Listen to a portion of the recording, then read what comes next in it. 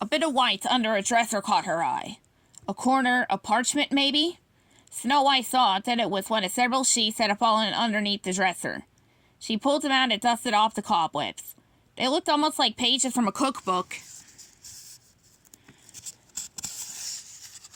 Except the recipes, were written in fancy calligraphy and were for things she'd never fathomed before. Colored flame potion, shrinking charm, cleaning charm. Snow White's heart pounded. This must be for some sort of spell book. The mirror made no answer. Its face had disappeared from the surface. Ah, so she was on her own once more. Snow White looked again at the parchment. Could she possibly attempt the spells herself? The thought terrified her. Still, if the pages had gathered that much dust, perhaps they wouldn't be missed. And it wasn't as though she had the luxury of being picky. Before she had a chance to second-guess herself, she stuffed the parchments into her, bodice, and hurried out. Not all the cellar rooms had windows, but Snow White was thankful that hers did. On nights with a full moon, the moonlight came through in a silver beam. If Snow White placed the pages of spells underneath, she could make out the words without lighting a lamp. She looked through the spells with fascination. The colored flame potion read like a kitchen recipe. Like one of the pies the castle cooks taught Snow White to make after her chores were finished and when her stepmother was otherwise occupied. Except the ingredients this recipe asks for: moonbeam from a crescent moon, ashes of a broken heart, were things that Snow White had never seen in any kitchen. The cleaning charm looked practical, but the incantations were written in a script she couldn't pronounce. She finally settled on the shrinking charm. It seemed to be a poem with a series of hand gestures. Snow White placed a small stone on the floor in front of her to use as the object of her spell. Snow White squinted at the diagrams. The illustrated gestures were complicated, often requiring both hands to form elaborate shapes. She painstakingly copied the gestures, one after another, until she could remember them all. Was it as simple as saying the words at the same time? There was a flutter of feathers next to her. Dottie hopped onto her lap and nestled in her skirts.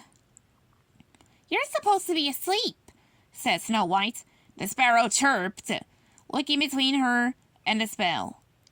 "You want to see me try this? I worry something will go wrong." Dottie looked up at her with clear eyes. The animals had always been more sure of her than Snow White herself. Well, there was no point in delaying. Haltingly, she spoke the incantations as she worked through the gestures. Nothing happened. Snow White deflated. "I suppose it wouldn't be that easy, would it?" She looked over the diagrams again. Had she gotten a step wrong? Maybe her finger was supposed to be straighter. But changing that didn't seem to help. Neither did stretching the vowels or holding her hands higher up. Snow White tried variation after variation until her hands started to cramp. "What was that?" Snow White asked. "I felt something," Dottie chirped. "I felt something warm in my fingers. It's gone now, though." What had she done differently? She had spoken more forcefully, perhaps. Snow White tried again, modifying her voice, raising and then lowering her tone. There it was, the warmth when she spoke from the bellows of her stomach. A thrill went through her. If she had a way to sense the magic, and she could work her way closer to the spell. Snow White dove in with renewed determination. Adding a pitch adjustment here, a curled finger there, the power in her hands grew with each change. She felt it building in her arms, through her arms, rushing through her fingers as she finished the incantation. The warmth surged to the tips of her fingers and exploded in a flash of light. White-hot pain burned her fingertips. The stone remained unchanged. Snow White blew on her fingers. She could have seen the darkness, but she suspected her skin was red and blistered. "I was almost there, Dottie, but the power got stuck. I need to release it somehow." Leaning over the parchment, she spoke the incantation again. This time, as she neared the end of the spell, she pointed her finger at the stone. The warp moved through her finger and out of it. A spark of light arced through the room. The stone disappeared. Dottie took flight, twittering in alarm. Snow White scarcely dared to breathe as she moved closer to investigate. Was it completely gone? Then she saw it. A pebble with the same red hue as the stone, but a fraction of its size. I can't believe it, Dottie. Dottie hopped around the pebble and pecked at it. Snow White wanted to run outside and shout her victory to the stars. It says she picked up the parchment again. It says here, to undo the spell, you just do everything backward. Well, that has some logic to it, though it was easier said than done. Putting everything in reverse felt like a completely different spell. Snow White ended up with several more singed fingertips, but the learning went faster this time. As soon she spoke the words that restored the stone to its original size. Maybe I really can do this, she whispered. Maybe I can save myself.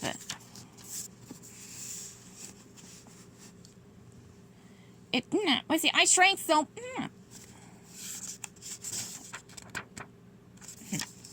I shrank so many things last night. Snow White finally gave in to the urge to twirl around her stepmother's room. Who had ever thought she would gush to a mirror? Her eyes were dry and her fingers smarted. She'd hardly slept the night before. It says she stayed up, charming object after object. She'd shrunk a spoon to fit in her palm and turned her extra skirts into one size for a doll. Not everything had worked, though. A cut rose from the base by her bed stayed the same size, as did a leaf and the apple she saved from dinner. Perhaps the spell only worked only on non-living things. You do well, princess. The magic mirror's voice was level as always, its empty eyes devoid of emotion. But shrinking charms will not protect you from the queen's magic. Snow White wished that the mirror would at least let her celebrate her victories. These spells are the only ones I found. There are other sources of magic here. You must find them.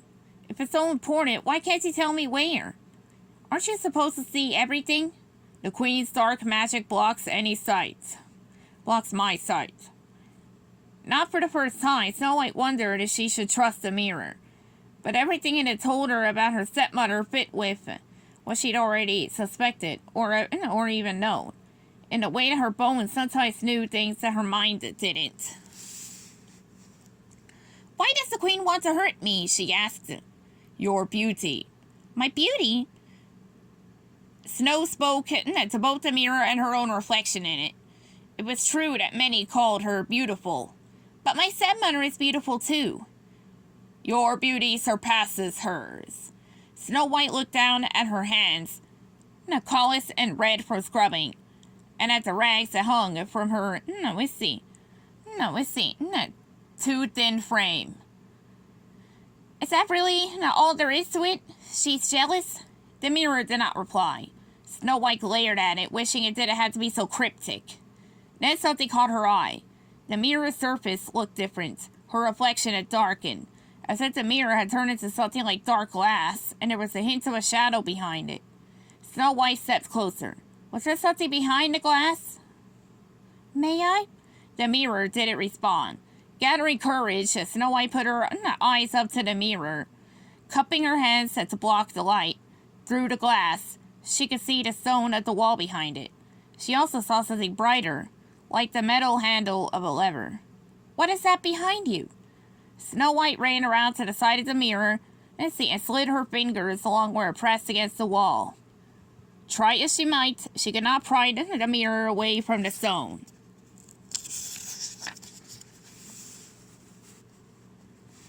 There's a lever behind you, she said. It's important, isn't it? Snow White pried at the mirror again, wondering how far she'd come since the days when she'd been frightened even to talk to it. Still, the mirror stuck tightly to the wall. Then Snow White felt that flicker of instinct, the same intuition that had led her to cast the shrinking charm. She stepped again in front of the mirror. Its surface still had that darker, less reflective quality. It reminded her of the surface of a lake, rippling almost. Liquid. She reached it through it. It felt like plunging her hand into cool water, but lighter and airier, with a thrill of magic within. Eddies caressed her skin. Her fingertips bumped against a smooth rock wall, then a cold metal of a lever. She pulled. A grating sound filled the room. The sparrows fluttered up in alarm and flew in circles around the queen's bookshelf. Except it wasn't a bookshelf anymore. It had opened away from the wall like a door, and beyond it was a corridor, dusted with cobwebs and lit by torches that gave no smoke. Snow White's heart pounded as she stepped through. The air smelled like it did right before a thunderstorm. Stairs wound down in wide circles until the passageway leveled out into an underground chamber. The clicks of tiny claws on stone swelled around her, then faded away. Snow White stifled a scream at the sight of a skeleton hanging from a hook. Was that her stepmother's handiwork, too? It finally dawned on her how much danger she was in. What was a trivial shrinking spell compared to this, palpable evil? Snow White took a steadying breath.